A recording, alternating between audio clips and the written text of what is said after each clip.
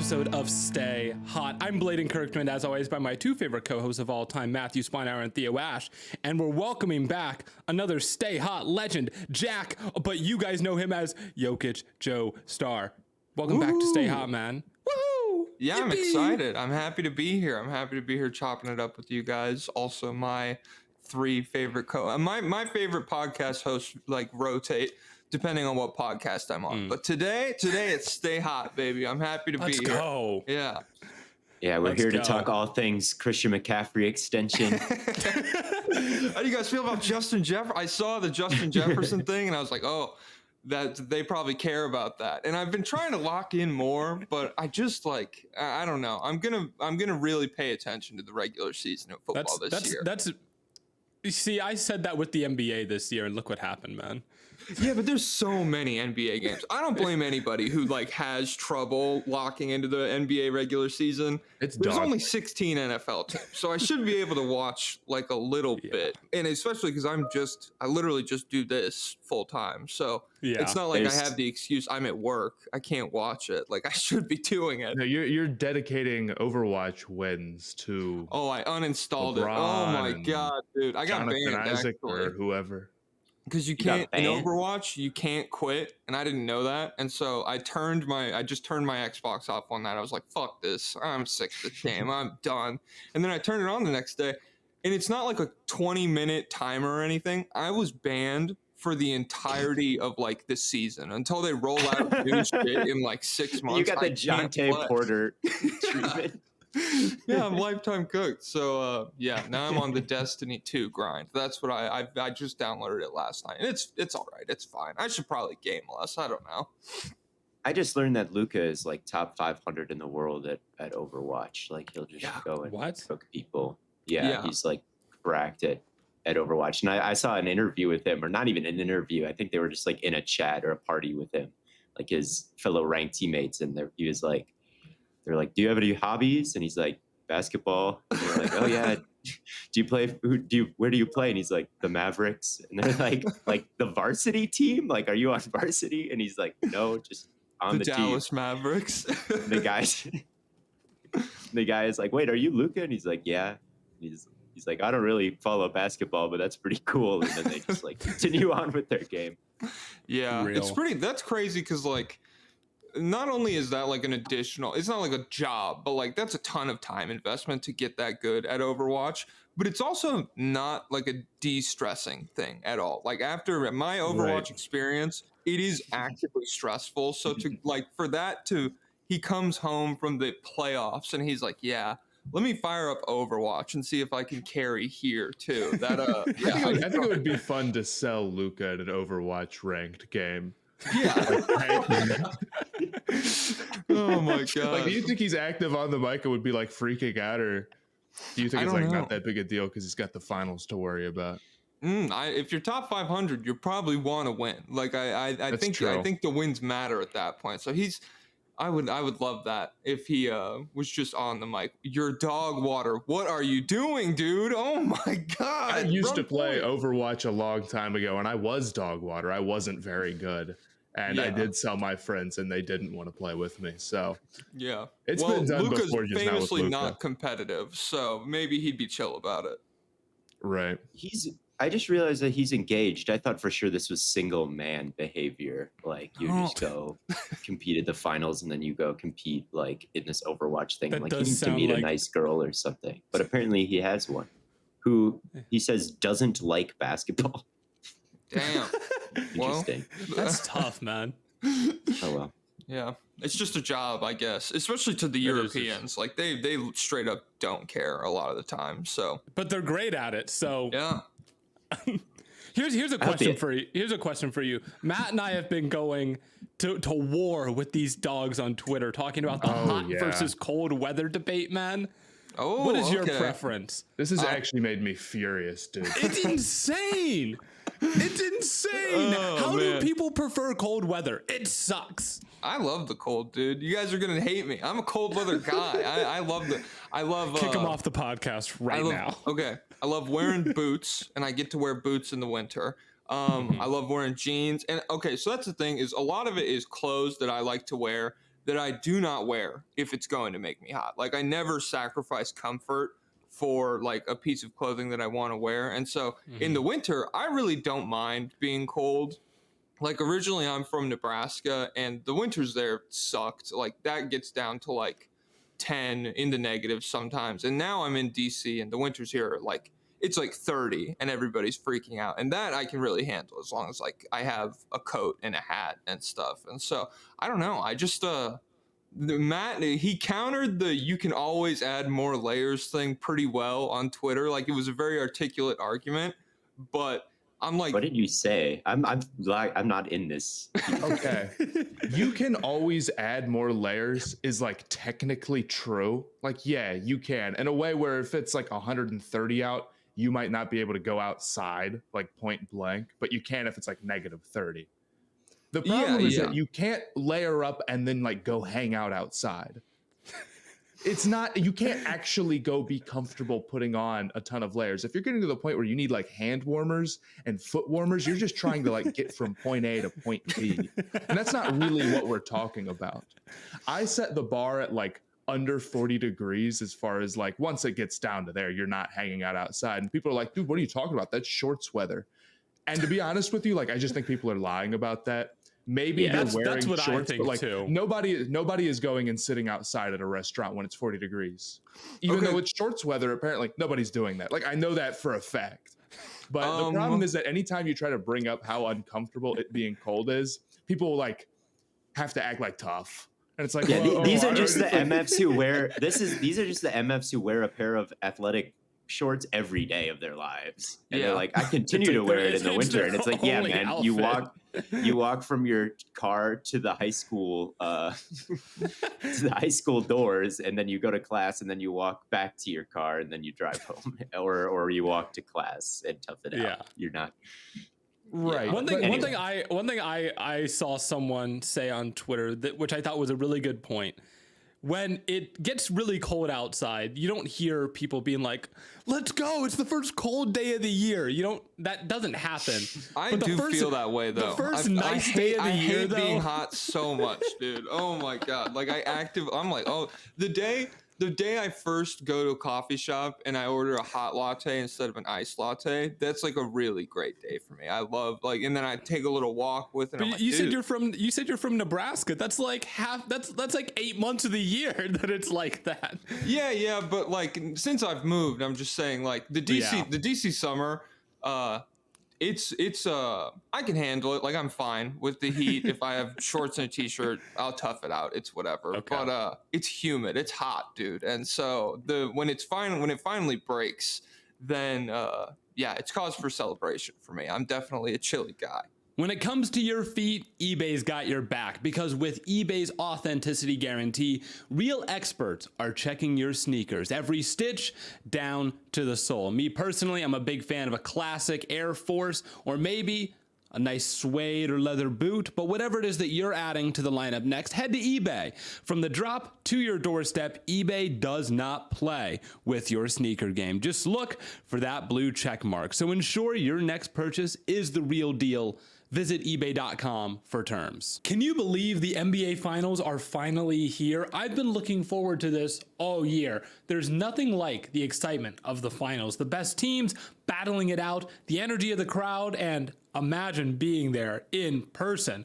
Well, let me tell you, Game Time makes getting NBA Finals tickets even faster and easier. With Game Time, prices actually go down the closer it gets to tip-off. They offer killer last-minute deals, all-in prices, views from your seat, and of course, their lowest price guarantee, which means Game Time takes all the guesswork out of buying NBA tickets. I've been browsing through the Game Time app, checking out upcoming NBA Finals games and a few other high-profile events. There are some amazing deals for these games, and my favorite feature is definitely the last-minute tickets. You can save up to 60% off buying last-minute tickets for sports, concerts, comedy, theater, you name it. Plus, the flash deals and zone deals make it even easier to snag the best prices. I also appreciate the all-in pricing feature. Just toggle it on to see the total upfront with no surprise fees at checkout. And with their lowest price guarantee, you can feel confident you're getting the best deal, or they'll credit you 110% the difference. Seriously, I think you'll love Game Time as much as I do. It's not just for NBA games either. You can find MLB tickets and tickets of every kind of event in your area. The app's customer service is top-notch, offering event cancellation protection and job loss protection. So take the guesswork out of buying NBA tickets with Game Time. Download the Game Time app, create an account, and use the code BLAIDENK for $20 off your first purchase. Terms apply. Again, create an account and redeem code BLAIDENK for $20 off your first purchase. Download Game Time today. Last minute tickets, lowest price guaranteed. So who's winning the finals? Oh, okay. Who's winning the finals, summer or winter? And then fall and spring, we're just counting them out. It's like the conference finals right now. Are the Mavs summer or winter? Oh man, I feel like, okay. So to me, the Mavs are the underdogs. So I will give them winter because I feel, especially in this dynamic, I'm 2-on-1 right now. So I feel, the Mavs can be winter. The Celtics can be summer, although city-wise, that's definitely an inverse of that dynamics. Boston's like a horrible winter city, and Dallas is always super fucking hot. So I think Boston will win. Matt, what are you thinking? I'm thinking Boston's going to win, and I think. Are we talking in terms of the seasons or in terms of just like the week? let's I don't have that analogy in my bag, but I think Boston's going to win. And I think maybe somebody, when I ran a poll on Twitter, who was going to win, the Mavs ended up winning that poll, 54-46. Even though they're pretty big dogs. I mean, they're like, I don't know, like plus 230 to win this series. Or whatever. The odds are not good for them. And somebody in my quote tweets described that as wish casting, and I think I agree. Luka and Kyrie are really good. Luka is the best player in this series pretty strongly. But if it was as simple as just having those two guys and nothing else mattered, then, the Suns would have met them in the Western Conference Finals, right? Yeah. There's more to it than that. I think if Kristaps is healthy, the Mavs are going to be going up against a team that has 5 dudes on the court who can all put the ball on the floor and are all a threat in a way that they just haven't had to deal with yet. Now, their defense is much improved and deserves a lot of credit.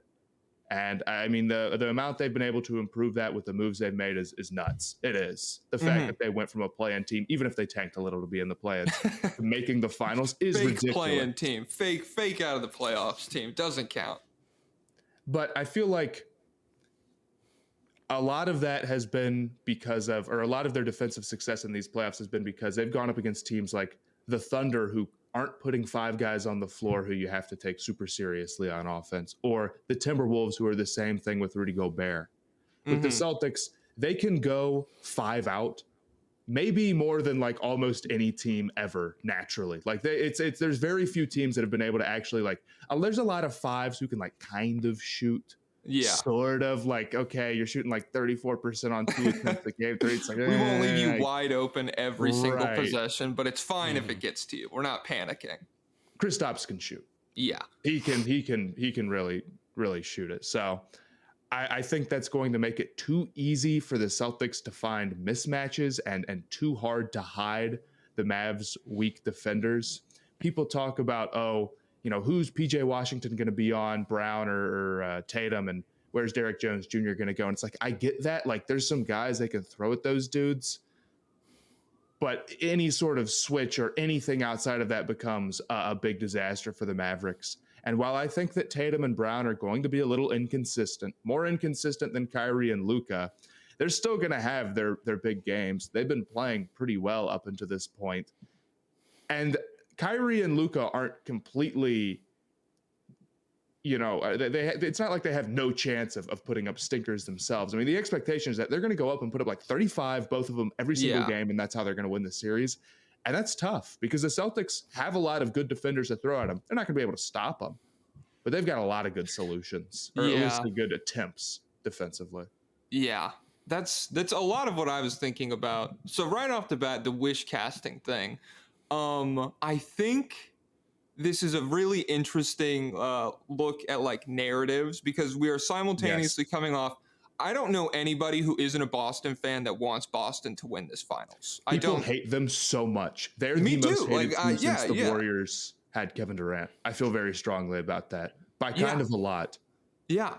And I don't know why that is, whether it's like the fans, the city's racist aspect, like there's a bunch of different shit you see just spammed on Twitter around it. But point blank period, people don't really like the Celtics. And simultaneously, we are coming off this Western Conference Finals where not only did the Mavs like win in resounding fashion, Luka and Kyrie looked sick as fuck the entire time. Like they were making, I mean, the Luka step back over Gobert, super cool. There were several games where Kyrie just absolutely took over for almost everything quarter. Kyrie does it looks sick. It's and your point where you're like, I'm not even gonna argue with people. It's like, you know what they mean. You know what people mean when they're like, Kyrie is the greatest player ever. It's like, okay, like all of Twitter has turned into ball don't stop for like a few weeks. Yeah. That's a good way to put it. Real. Yeah, like when you see him, I don't know, like he isolates on Gobert and then it's like this insane left-handed floater hook in the paint over like the best 7-foot rim protector in the league. It's like, yeah, okay, I understand why people like this guy, like watching him so much. But then simultaneously, yeah, there are just a lot of things. I do think Boston defensively is more similar to OKC than they are to Minnesota. Mm-hmm. And I feel like that might give them a little bit more success, especially with how Oklahoma City, going back and watching some of those games, Kyrie, it was a down statistical series for him. I think he averaged like 16 points or something. And he was missing shots that we've seen him make before, but he exists on such a tough, difficult diet of shots that there is some variance in there. And I feel like Boston could capitalize on that. If you're just like spamming Drew Holiday and Derek White at him the entire time, again, you're not going to be able to stop him. But those two guys are the best in the league at what they do. That's maybe the best defensive backcourt we've seen in years. And so, yeah, I think that's a good in to kind of slowing down Dallas's offense. Is Luka is going to get his, especially now that he's healthy. There was a lot of talk about Lou Dort in Oklahoma City doing a great job on him defensively. And I think he did. And I think the idea that you need to be really strong, maybe more than you need to be like a super wiry, long Jaden McDaniels type defender to slow down Luka. I think there is some credence to that idea. But I also think Luka was not moving at 100% in that Thunder series, and he looks way better since then. And so I'm not going to go into this Boston series, if I'm a Celtics fan, under the impression, we have 4 elite defenders and a guy who can really protect the rim. We're going to be able to do something to Luka. Luka, as far as I'm concerned, it's him and Jokic, and then we're going back to like 16 Steph level offensive production, especially in terms of like on ball counters, in terms of scoring and passing at the same time. Steph, you don't really associate with the passing as much. It's more like off ball movement and shit.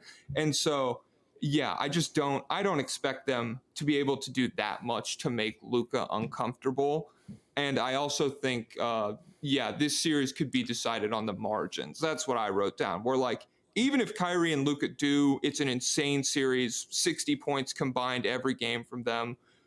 If you told me Boston wins because Porzingis, Holiday, and Derek White are really outplaying Derek Jones Jr. and PJ Washington, like their shooting falls off a little bit, that wouldn't surprise me at all. I feel like that's really on the table. They're just such a talented team. And there's, like you said, a level of consistency here that Dallas really hasn't had to deal with this season. It's always been Anthony Edwards while Karl Anthony Towns is falling off a cliff, SGA while Jalen Williams plays poorly, that kind of stuff. So yeah, I'm on board with everything you said. Here is a question about Luka, though. I've seen a lot of people up until this point that not put him in the same conversation as someone like Jokic. It feels like, because it's always like, well, Jokic is the MVP, and then there's like another tier that Luka's in. Why is that, and why is he now getting into that conversation?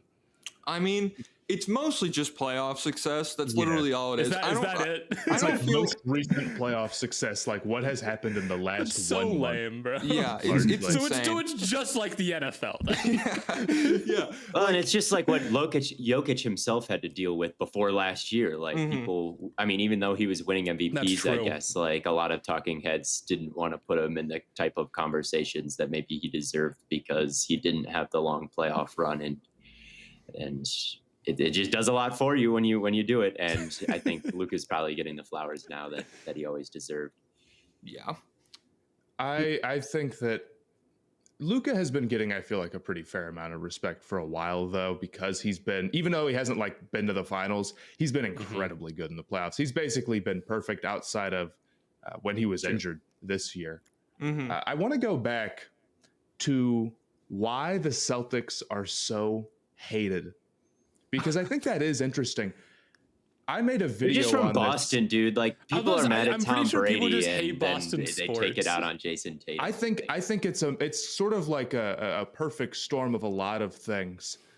They are like, it is pretty insane how many people are rooting against them. Like I said, they're big favorites and people are still picking against them. The Kyrie Luka narrative, all of a sudden, like, I know they were playing great. I'm not trying to take away from them, but like all of a sudden everybody loves them the second it was clear that they're going to be the team to match up against Boston. And people were kind of ready to go to war for whoever that was going to end up being. I think a lot of it is we've seen the Tatum era Celtics in the mix so many times, and they've been in so many big games and they've been relevant for so long, and they haven't won anything in terms of like just straight up rings. They've won everything outside of that, but they haven't won any rings. And this year, they change a lot of things up. This is not the same team that they were last year or 2 years ago when they didn't win the finals or whatever. And a lot of people and the media and just anyone who's covering basketball talk about them like they're the heavy favorites, like they're the big bad wolf, right? Their like SRS score is so high that it's like, okay, if they don't win a championship, it's one of the biggest disasters ever in terms of like blowing it in the playoffs. And the expectation is that they have to win it all. And I think a lot of people see that and they're like, well, that's not true. We've heard this about them a million times. They're overrated. And I think people just really tend to hate overrated teams. And that has then been compounded by the fact that if you think the Celtics are overrated and you think Tatum is terrible and you don't like Jaylen Brown, like the can't go left stuff, he's been really good, but he hasn't really recovered from that quite yet. If you thought all of that about the Celtics, you would be so mad at their playoff run where I was just about to say that. The East has been terrible and horribly injured, and they're not even seeing the best teams in the East because of these horrible injuries. And I think that's made a lot of people feel like we don't know anything about the Celtics yet. They haven't proven anything. They're incredibly lucky. And I think that on top of the fact that it's a Boston team and it's one of the winningest, teams of all time, and there's a lot of hate towards the fan base in general, and people think the star is overrated. They definitely got lucky against the Cavs, man. Definitely got lucky in that. Yeah, I mean, shout out to Donovan Mitchell. He was cooking, and I love Jared Allen. But it's even if they're healthy, it's just tough. The East is it's really back to where it was. Kind of, it's better than LeBron's East. I'll say that. No hate to LeBron, but I think just the combination of injuries on top of everything you said, and then the fact, I think another thing on top of that is there was like this simultaneous media people putting Tatum like best player, best team. He has to be in MVP talks. That's happened like 2 or 3 separate seasons, it feels like. And he's never legitimately made noise in those talks. Like, he hasn't been a finalist, but it is just something that I think fans definitely notice, where when stuff like that happens, when Stephen A. Smith says stuff like that just for clicks or whatever, then that immediately adds a lot of momentum to the pendulum swinging the other direction, where it's like, oh, Tatum's the MVP? Well, why is he being like dog shit against the Miami Heat without Jimmy Butler? Why is he only shooting 40% from the field? Why do his averages for this playoff run look so bad? I think it just sets a lot. Like, it immediately sets him up for failure in the eyes of the fans, which it's always, like you said, it's the most recent playoff success. Like, nobody ever really has most of the fans on their side unless they're like actively holding the finals MVP trophy. Anything other than that, you're going to get criticism from some stupid camp. But I just think, yeah, we are on I don't know, is Tatum on like year 7 of just like really deep playoff runs, like Eastern Conference Finals type runs. Yeah. And so when you start doing that, yeah, there is this expectation, regardless of whether or not you were a young overachieving team, regardless of the entire Kyrie saga, which spanned like the first 2 or 3 seasons of this run, which like that is almost a completely separate era of the team to me at this point. None of that matters. It doesn't matter if you're 23 years old and you're trying to make the finals. All that matters to fans is whether or not you're winning in those situations. And so the fact that they have come up short time and time again for whatever reason, whether it's them going down 0-3 against the Heat last year and Tatum rolls his ankle in game 7, whatever it is, it doesn't matter. Like, fans are only looking for the win. And I think that's the only thing and even if they do win, Tatum needs to play like really, really good for anybody he has to win finals MVP, and he has to play incredibly good for anybody to really give him credit. And do you think he will? I think he could. I think him and Brown settle for jumpers a little bit more than I'd like, and it makes them kind of inconsistent in terms of like in a 7-game series, what numbers are they going to put up? I mean, Brown just won Eastern Conference Finals MVP. Mm-hmm. And that was off like 140-point game. Like, he played well the whole series, but since it was a sweep, like one game, that can really move the narrative there. Right. So I think he could, but I don't think it's like a total lock if the Celtics win. That definitely means that Tatum's going to win it. I don't know. I definitely feel Boston fans a little bit with the whole, like, we kind of maybe hold Tatum to a little bit of a higher standard than you would expect. Or like sometimes we only complain when a thing happens to Tatum. Anthony Edwards going 6 for 24 in game 7 and winning was like the ultimate, like, okay, well, if Tatum did that, we would never, ever, ever hear the end of it. Yeah. But, Tatum and Anthony Edwards are maybe like the 2-star players on the exact opposite end of the spectrum. Like, probably. Mm-hmm. So I feel like, because I'm seeing a little bit more hate for him than I think is fair, I'm starting to swing back the other way. I'm not, immune to the pendulum myself. And I definitely feel like Stephen A and those types are like, they kind of know what they're doing when they. Absolutely, yeah. Because I think, regardless, the one thing we can all agree on is Tatum is so polarizing. Like, he is one of the players that very few people can like consensus agree on, especially in terms of like how his production has kind of shifted this postseason. He was really good in the regular season, but like this postseason, it has been a more team-oriented approach, especially with their opponents. All of their opponents being injured has kind of led to their defenses just completely keying in. Like, Tatum is not going to beat us in a lot of these situations. That's what the Miami Heat did. That's what the Cavs were doing a little bit. That's what the Pacers tried to do. And so his numbers have looked worse. I think in the last 2 series, they've been better. Like, he's 30, 10, and 6, something like that. And they're on fine efficiency. But his role has been a lot more playmaking than you would normally consider Tatum to be. And, I think we're also settling into this world with Tatum where for so long his teams have been making these sick playoff runs, and he's played at a shockingly good level for a 23, 24, 25-year-old on the biggest stages.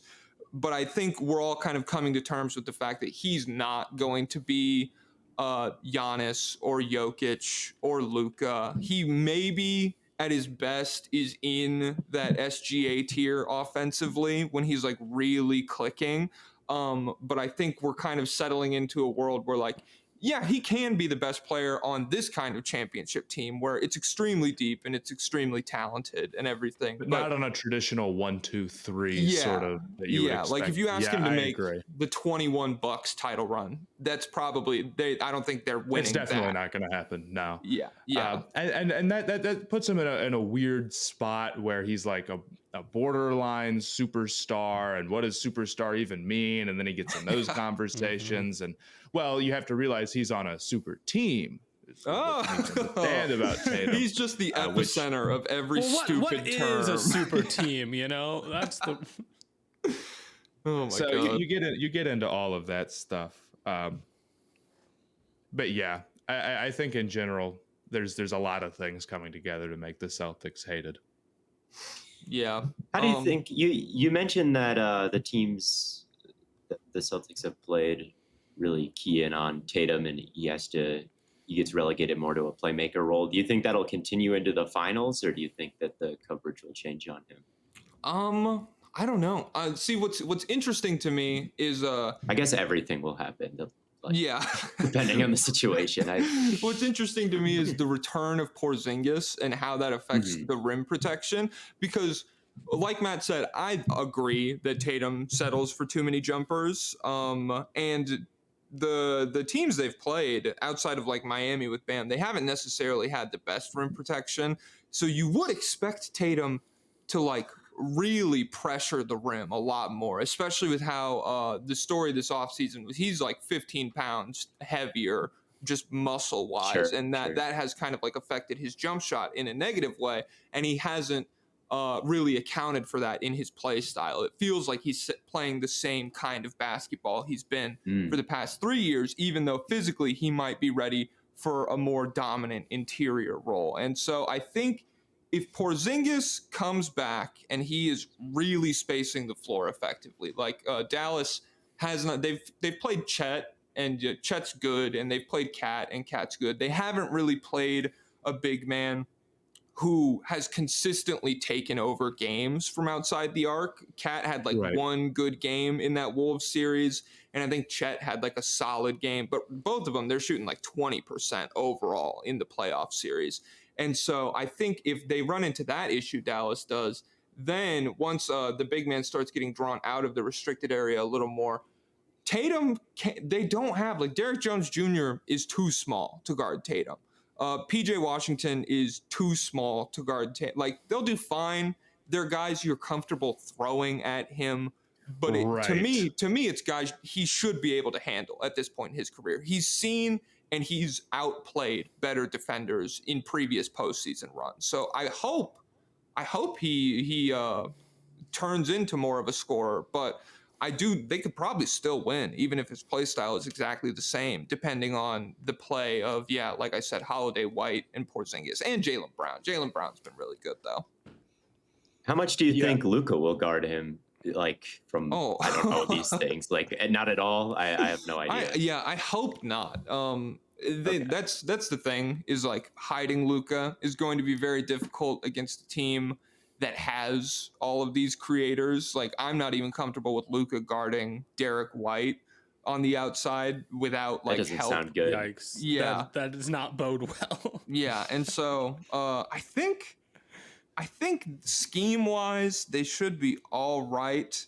But, I mean, if they're, like, consistently getting Luka onto Tatum or Brown, that could be very difficult for Dallas to at least counter in-game. That seems like it would be a next-game adjustment that they would try to figure out. I hope, if I'm Luka, I am not trying to see Tatum on an island.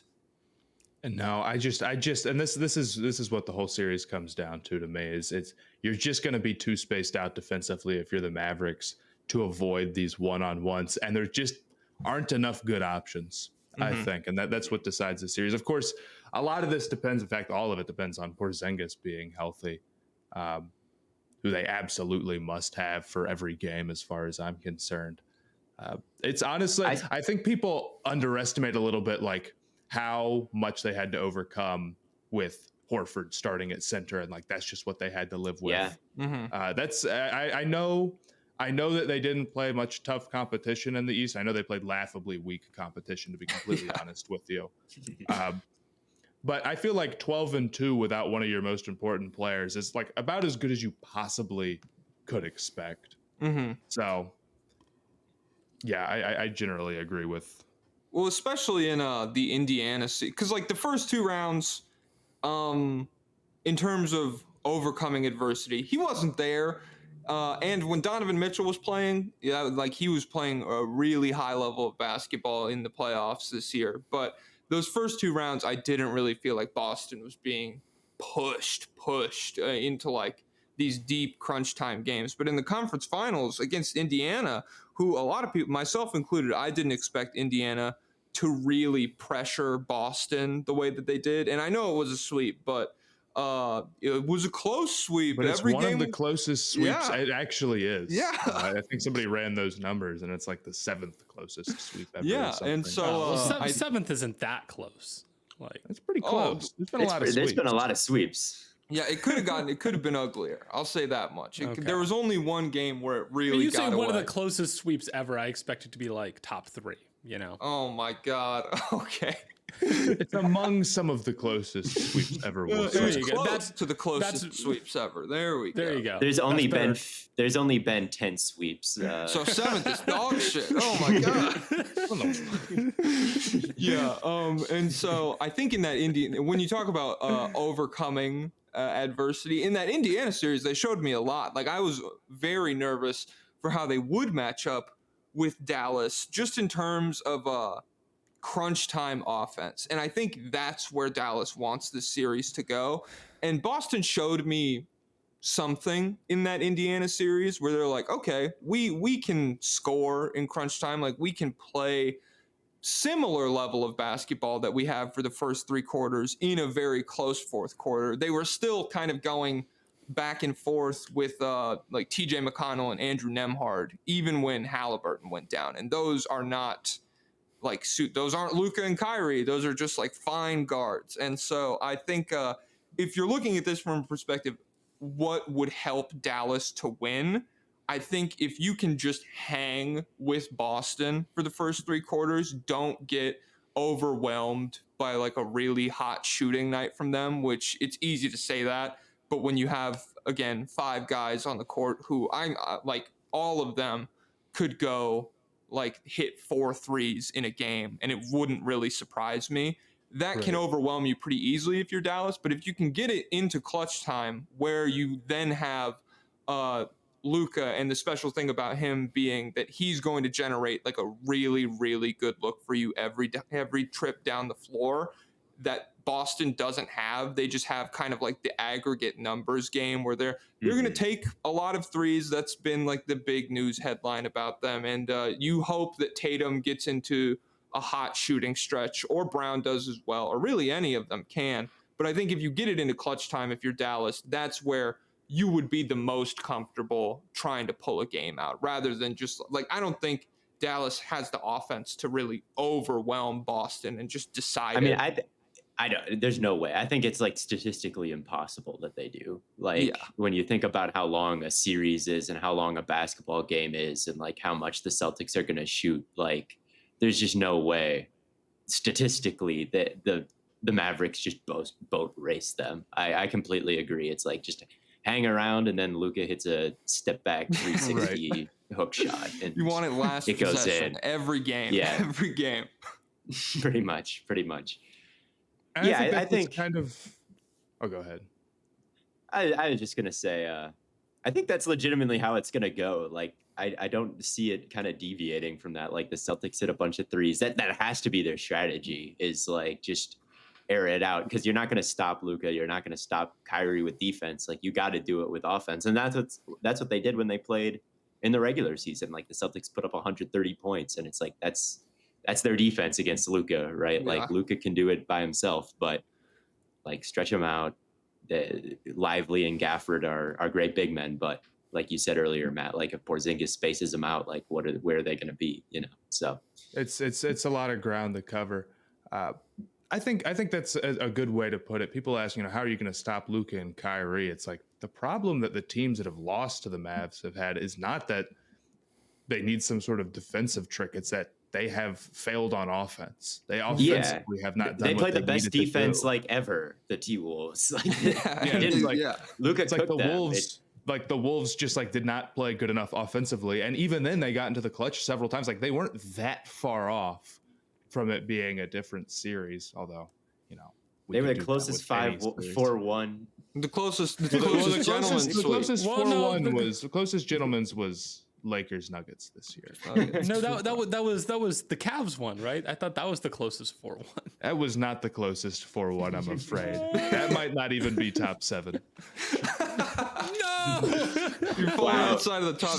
That's irrelevant. It was 11th. It was one of the most lopsided one of the worst gentlemen's sweeps. They're calling it the worst gentleman's sweep history has ever seen. Yeah, I think. Oh shit!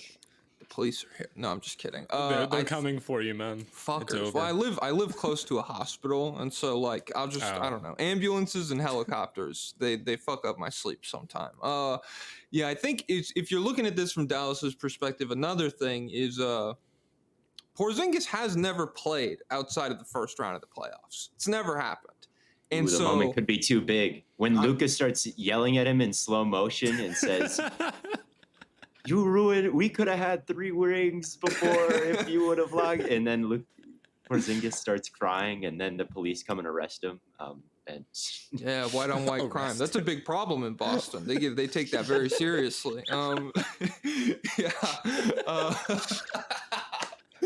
So I think Porzingis, it's a combination. Like, I do think he is the kind of shooting big man that can, like I said, take over games from beyond the arc, and especially the mismatch problem, which that's where he really dominated in the regular season, was anybody who's switching shit against Boston, they are just going to switch until Porzingis is on Kyrie or Luka, and then he's going to go to the block or the elbow. And I mean, he shoots like 60% on those jump shots. It's something incredibly, it's very efficient looks. But coming off a month of no basketball and now playing what essentially for the last 3-4 months has been one of the 2-3 best defenses in the league in Dallas. Like, they've been a very high level defense, and going up against this huge moment. It's the finals. It's very nerve wracking, all that. You haven't played for so long. I think there is a world where, yeah, they're not going to take him out of the starting lineup or anything. He could put up a bad series. I don't think it's like completely locked in that Porzingis is going to play at a super high level. And if he doesn't play at a high level offensively, I don't really trust him to be better defensively, like coming up on Luka, than Gobert was. Like, that's what I talk about. And that's what you're talking about with them playing the Wolves, is they've already seen the guy who is the best in the world at like trying to handle the entirety of the pick and roll at one time. And they completely decimated him. Like, Lively 8 against them. Gafford played really well. Luka obviously dominated. And so for that to happen to Gobert, if Porzingis isn't playing at a really high level offensively, we know he can be a good help side rim protector, but like him handling the whole pick and roll like that, once Luka gets whoever it is that gets the assignment, Brown, Tatum, once he gets them on his back hip and it's just Porzingis in space in the paint, that could be that will be difficult possessions for Boston. I think Dallas will find success there. It's just a matter of will that, especially if it goes to 7. Like, how often does he play 7 games in a row in his career as well? I mean, this season, it shocked me. I'm not gonna lie, because I watched a fair amount of him with the Wizards last year, and I was like, oh shit, like it screamed outlier season to me, where like he gets on a bad team and they have this huge offensive load for him, and he still plays like 60 plus games after just literally never being able to stay on the court before. And then Boston picks him up, and I was like, oh, well, it's great if that pans out, and they have enough wiggle room with all the talent on their roster, right, to take risks like that, and it worked out really well for them. But yeah, it's shocking that he played 60 games this year, and it's not surprising that he got hurt and missed most of the postseason. And so I think, coming back, maybe they've been keeping him on ice longer than necessary. They knew they had the Pacers' number. They didn't need to bring him back, but I don't know. Maybe he does miss a couple games if it goes 7. Who knows? That'd be my number one concern if I was a Boston fan. There is some potential, not a guarantee, some potential that like they're like, oh, we expect him to play game 1, and then he goes out there and it's like, oh, he's not 100%. They weren't being careful. Like, this is as soon as he possibly could have gone, and we're in big trouble. That could be like the doomsday scenario for Boston. Because Horford, I was just going to say, Gafford and Lively, they'll eat him alive. Like, Porzingis can stay afloat, but bless his heart. Yeah. But he's 38 years old, man. I mean, he's on year what, like 20 or something? Not 20. Like 18. Oh, I got a good trivia question answered last night because I was watching TikToks and someone was like, Horford was drafted like 4 months before the first iPhone dropped. And so then I was at trivia and they were like, when did the first iPhone drop? And I was like, 2007, the same year Horford was drafted, baby. And so, yeah, he's been around. Are you good at trivia? Huh? Are you good at trivia? No. I'm good at like dumb sports things. My girlfriend's a fucking genius. Like, she is a historian and shit. And so she knows a lot about a lot of stuff. She loves geography and all that. And so, I'm just there for like niche, maybe sports, music. Yeah. Exactly. Whenever I go to trivia, it's like I got one in me that maybe nobody else knows, and that could be my contribution. But like that, I'm not carrying the team. Yeah. No. I average a lot of that. Sounds right. No, I agree with that. Yeah, let's go with that. And I just turned back around to like the pool table or whatever. I'm like, cool, you guys. I retired after I got a Wisconsin sports question wrong. Oh, that's tragic. Damn it. That's a it was some Badger Heisman in like the 90s, and like everybody looked at me because like I'm a Packer fan, and I'm like, I don't really know that much about the 90s Badgers. Wow. And, I choked. Oh my god. I choked. He doesn't know his heritage. This is embarrassing. Yeah. I know. But guys, I swear, like this is an NFL. Like, well, that's the other thing is like, yeah, if I'm at trivia and college basketball comes up, I'm fucking cooked. And so then I don't know anything about and then people don't differentiate. So it's like, well, who's the last player for Duke? And I completely tune out. And then I look up from my phone, everyone's staring right at me, and I'm just like, oh no, I'm not. I don't have that in me. I'm sorry, guys. I did get a good ABA question right at one point from watching and just knowing the Nerd Sesh guys to having like some sort of me like off with that stuff, man. I won't lie. I like had some sort of. I've spent enough time around Carson that like I don't even know how. You've absorbed players that were. I've absorbed who played in the ABA. I'm like, I know Dr. J was you ever see those like little like square videos they do with all the different players, man? Oh my god. I think I can get. Of course, here we'll go with, and then it's like, okay, dude. I'll just bully the shit out of Carson from Nerd Sesh real quick. Quick 5-minute bully sesh. They made a diss track about us. It's the least we can do. Oh, that's true. That's true. They did. Oh my god. We never responded. I should have drawn them as Wojaks, man. Their profile picture. You can do that now. Yeah, I can drop that at any time. Their profile picture feel like a late response anymore, so you can draw them. It's now become like so late. For no it's now reason. become so late that it's actually back on track. It's just completely disconnected. Yeah. I'll drop it after game 1. Just it'll be like during halftime of game 1. Like the Mavs are down. The Mavs are down 20, and you're just like, let's look at Carson right now, and it's just Carson will tweet some shit like, oh man, Luka really giving the Celtics buckets, and then bang, the Wojak. Tweeting one of his analytical tweets with the Wojak would be awesome. Man. Yeah, that's got to be the move. Anytime he locks into the advanced numbers bag, just fucking hit him with that. Oh my god, that's actually all of you watching so this at funny. home. Do not talk about this. Do not reply mentioning this section of the show. Don't tweet the thing about it. Is like I don't have any like artistic talent, so like my Wojak that makes it tough. Oh, bro, I have an iPad. I'll straight up just trace their fucking That's faces. true. You draw. You can draw. I'm a drawer. Dude. Okay. Can we recruit you? You have no idea, bro. Oh my God, we need Carson being Soy and then Logan being like that should be Chad, easy. because Logan like could be Logan, the Chad. Yeah. Because Logan stays in his own lane, doesn't bother anybody for real, you know. Oh yeah, I'm cooking up a caption. It's like, do you know who played for the Knicks in 1974? And Chad Logan's just like, no. And then that's the whole meme. There you go. How can you forget the great shooting big man of 19? What do you mean you don't know World Be Free? Come on, guys. Oh, man. Shout out Carson, man. They gave me a free hoodie for Christmas. I feel bad. I'm just fucking cooking them now. Oh, wow. Really, we were at the volume. I don't want to cook. No cooks. But, no cooks. We love them. But and talk about them being Soy and Wojaks and stuff. I'm feeling like a really devious diss track could come our way, because I do respect Carson's pen. But while we're on this topic, I've got to say, we were at the Volume Super Bowl party, and they had these pamphlets of all their podcasts, right?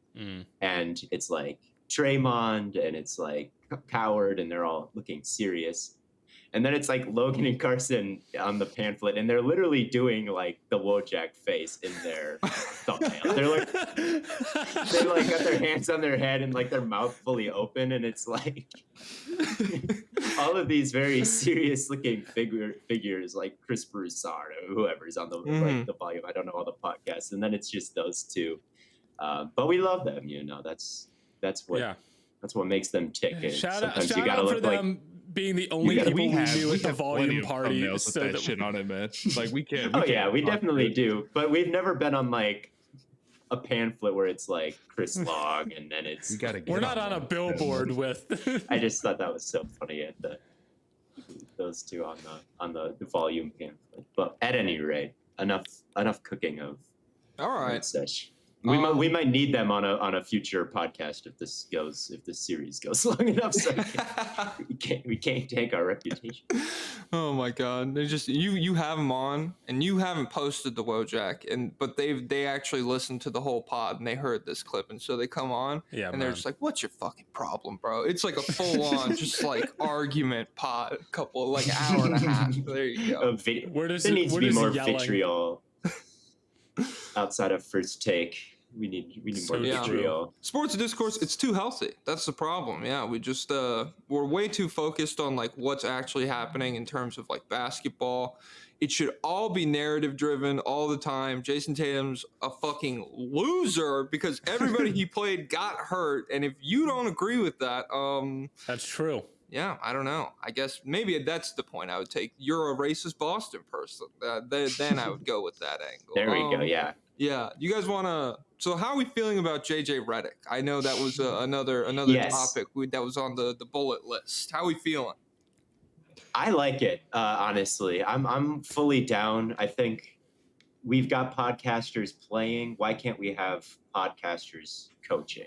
Like, why can't that be a message that resonates amongst the current NBA landscape? I like, what do NBA coaches even do? That's kind of where I come in. It's like we've been running the same like 5 coaches back over and over and over again.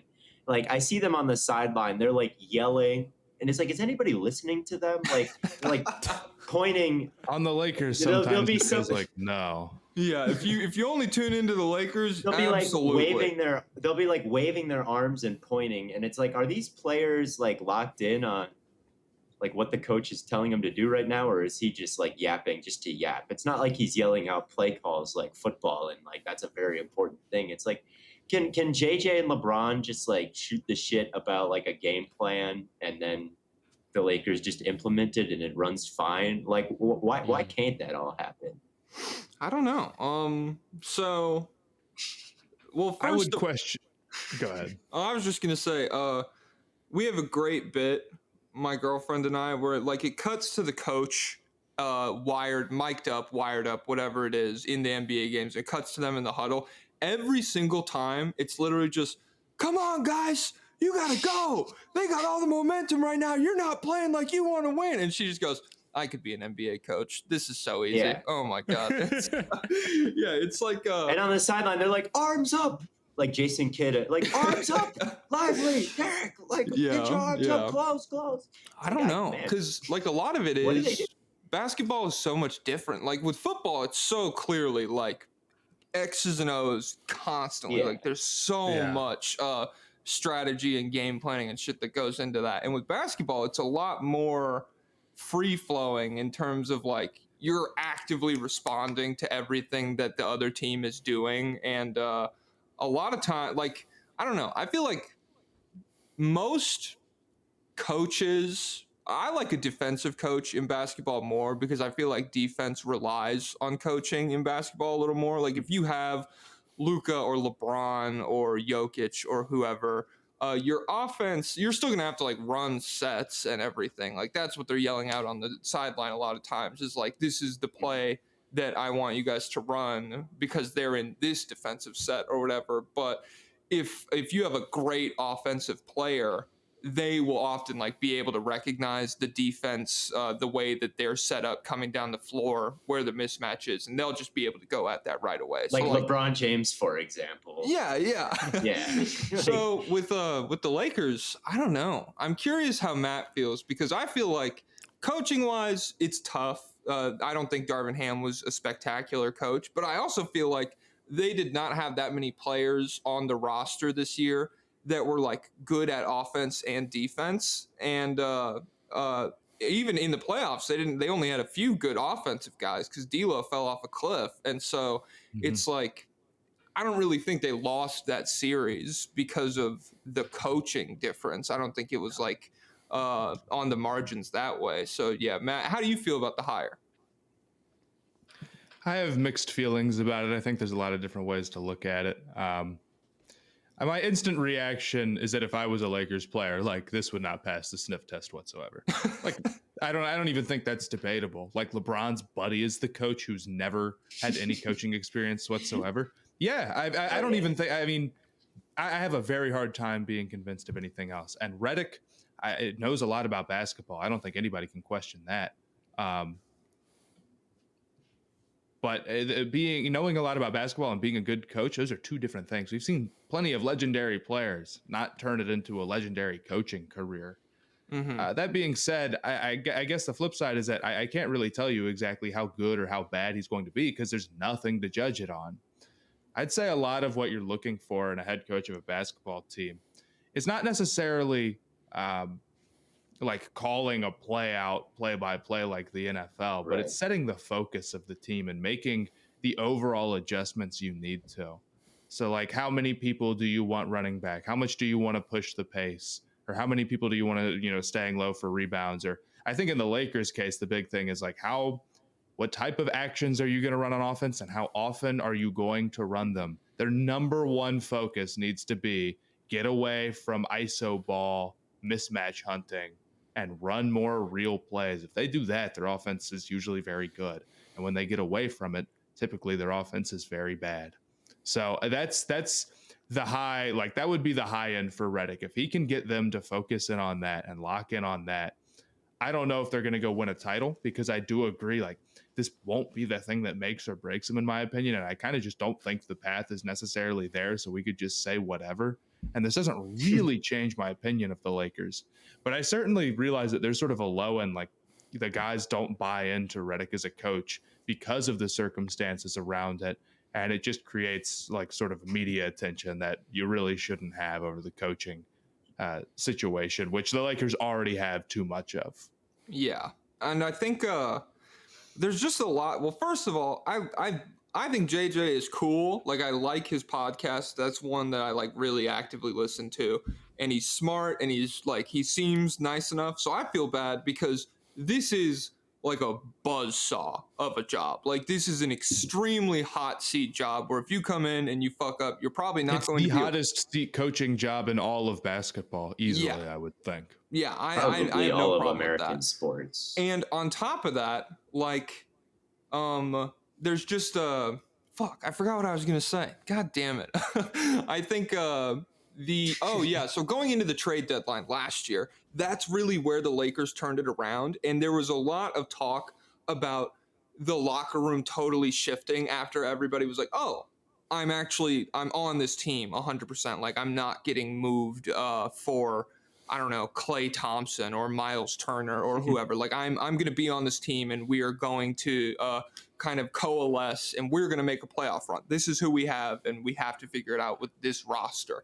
I feel like what Matt's talking about with this kind of instant fog over the locker room of like, are you just here because you're LeBron's friend? Like, Steve Nash had to be an assistant coach for like 4 years before he got the Brooklyn Nets job and everything. Like, he was around, and he's an MVP. You're cool, but you're JJ Redick. And so like the fact that he's here immediately, that adds an aspect to the locker room that without D'Angelo Russell in it, I think it could be chiller. That's a guy who is pretty volatile by all accounts, especially his relationship with Darvin Ham.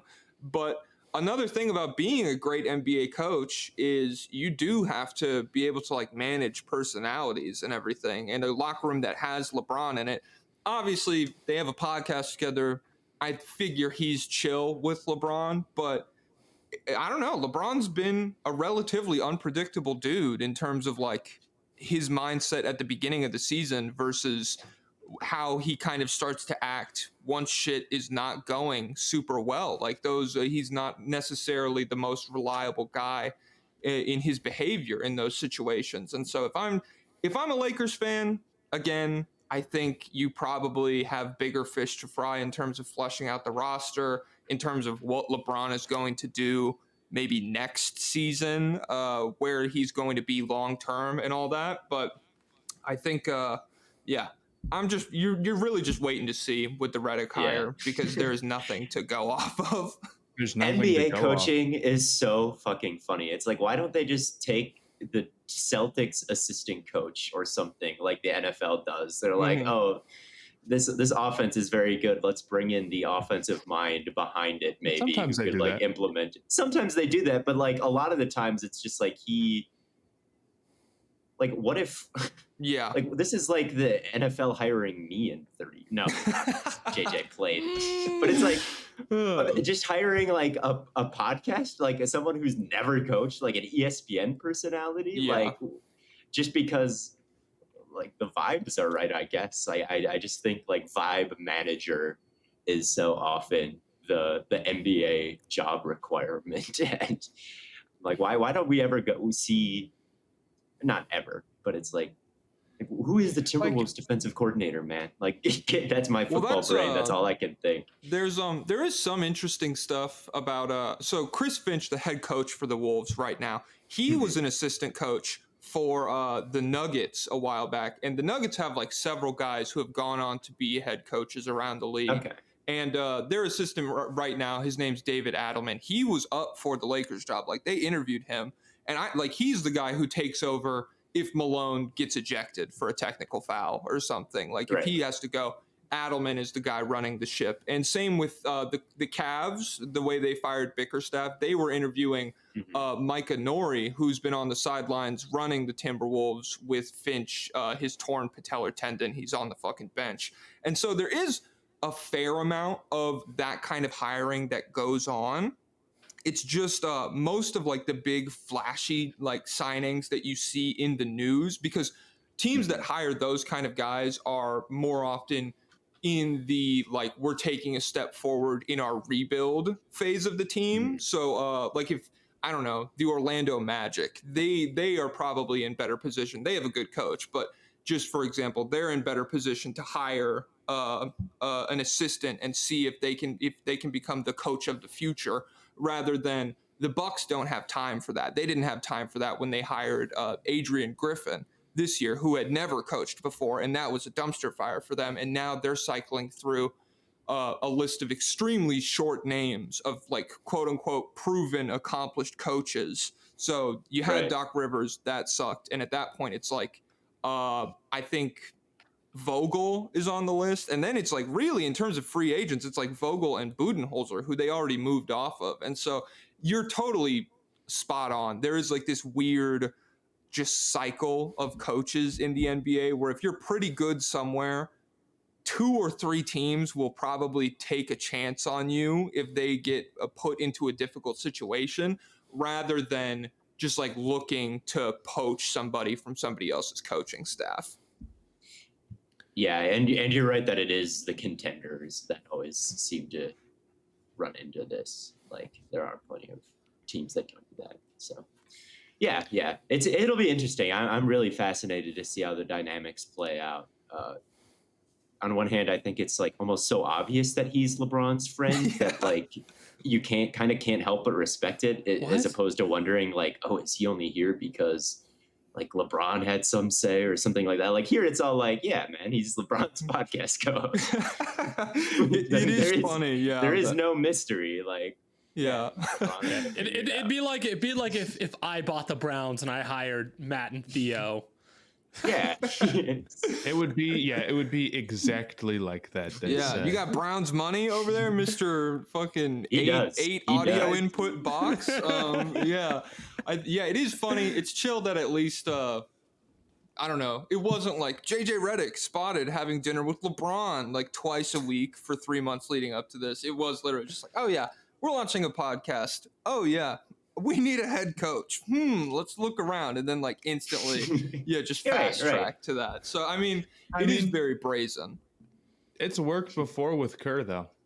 That's true. That is the thing. There is, and that's a great example. Like Kerr, the Warriors were super talented, but Kerr deserves some credit for sort of deciding what that offense should look like with all of that talent and how they should play in kind of a new direction. Bring in a 3-point shooting white boy and he decides that it should look like a bunch of 3-point shooters. Yeah. Well, we have a theory on the State of the League podcast. Everyone go listen to the State of the League podcast. Where everyone go listen. We have a theory that NBA players really just fuck with people who play like them. And so you'll always see players, you'll see LeBron when Ben Simmons was coming into the league. I love Ben Simmons, dude. He's so like, he's a really special talent. Or you'll see Kevin Durant be like, Brandon Ingram is something. He's different, man. Oh my God. Right. And so, it's just, it's very, once you have that pointed out to you, it is funny to be like, oh yeah, Steve Kerr wanted to shoot 1,000,000 threes. That's shocking. Who could have seen that coming? Wow. NFL players do it too. It's just less obvious because there's, I think, the skill set isn't quite as up, but like Steve Smith, the Panthers wide receiver, is like, man, Malachi Corley, he's just like this like stout yak threat. He's like, that guy is the sleeper of the whole draft. It's like, bro, he just plays like you, man. He's like, you. That's you. That's fine that you want to say that. It's just, it'd be cool if you were like, well, I think I was really good. All my teams, they were good when I played well. So if you could pick up somebody who plays well like me, I think you'd be in a good spot. Real. Yeah, I've a lot of the crazy podcast takes you see are generally that happening, or like this player is in the GOAT conversation, so and then it's like somebody. It's who just really like the person they looked up to as a kid. Right. Well, I just saw Gilbert Arenas. And like that guy, he's like next up in terms of like inflammatory media. But he said, well, Steph Curry never saw nearly as much defensive attention as Allen Iverson did. And it's like, okay, wow. The guy that you spent your entire career like constantly playing against and constantly getting torched by. Yeah, you have a pretty high opinion of him rather than the guy that you like maybe saw for a season and a half when you were completely fucking cooked already. And so, yeah, it's just it is interesting to see how people discourse would be so much better if people like remembered that the word favorite exists instead of using the word GOAT all the time. Like, oh, the GOAT is Kobe. Like, just say like how much Twitter characters would be saved if someone would just say my favorite is Kobe. My favorite's Kobe. I fuck with Kobe. Yeah, it's just like but that doesn't get as many clicks, you know. It's true. Yeah, you got to tell that to Jordan fans. Ooh. My favorite is Jordan, right? Like, how much dialogue could be saved? But anyway, well, that's about all I've got as far as basketball goes. Celtics are sweeping. Luka's a fraud. But it'll be the closest sweep ever. I think it'll be the top six.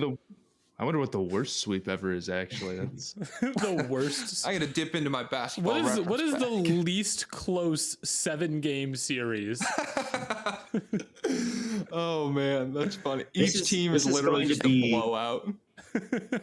This is going to be the 58th closest Celtics in 6 ever. That's my prediction. Okay. Damn, that's leave your predictions in the comments below.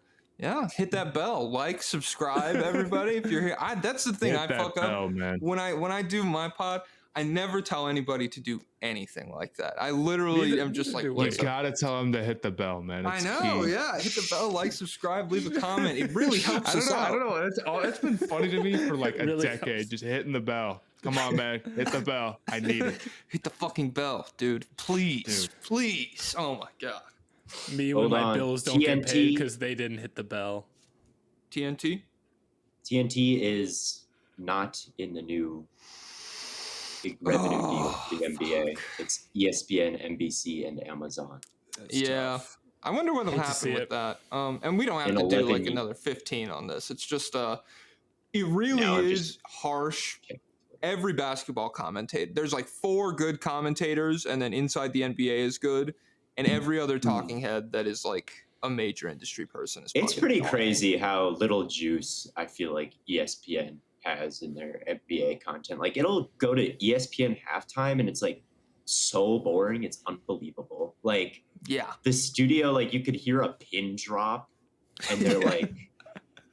They're just having the most like mundane conversation ever. It's like even the NFL halftime shows, like which don't have the kind of juice or like jovial nature that like, but I should call Inside the NBA jovial. They're having fun. I mean, they're having fun, right? Like I feel like that's more important for halftime. Like you don't need like a crazy in-depth breakdown, and you're not going to get it in like 16 minutes. So you might as well just have fun, I feel like. And ESPN does not do that. They're like whispering. It's crazy. They're like, oh my god.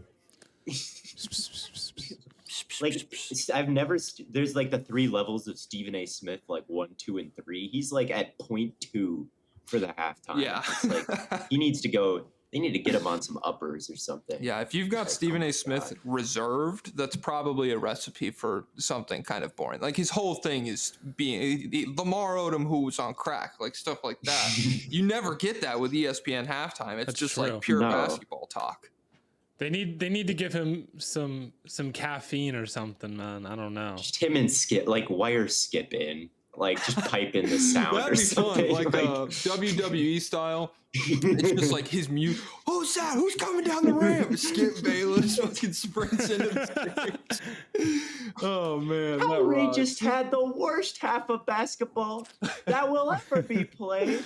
Oh man, the next time LeBron really shits the bed, they'll do that. Anyway. That's true. All right, now we can wrap it up. All right, wrap it up. Let's get it. All right, thank you all so much for tuning in to another fabulous episode of Stay Hot. Thank you so much for joining us, Jack. It's been a pleasure. As always, we hope to have you back on very, very soon. Whenever, man. If we ever talk about basketball again, that's it's just a rotation between you and Ben, right? That's kind of how it. Yeah, shout out Ben Pfeiffer, right? Man. Absolutely. That's kind of how it goes. But again, thank you so much for coming on, and thank you all for tuning in. And until next time. We'll catch you on the flippity flop.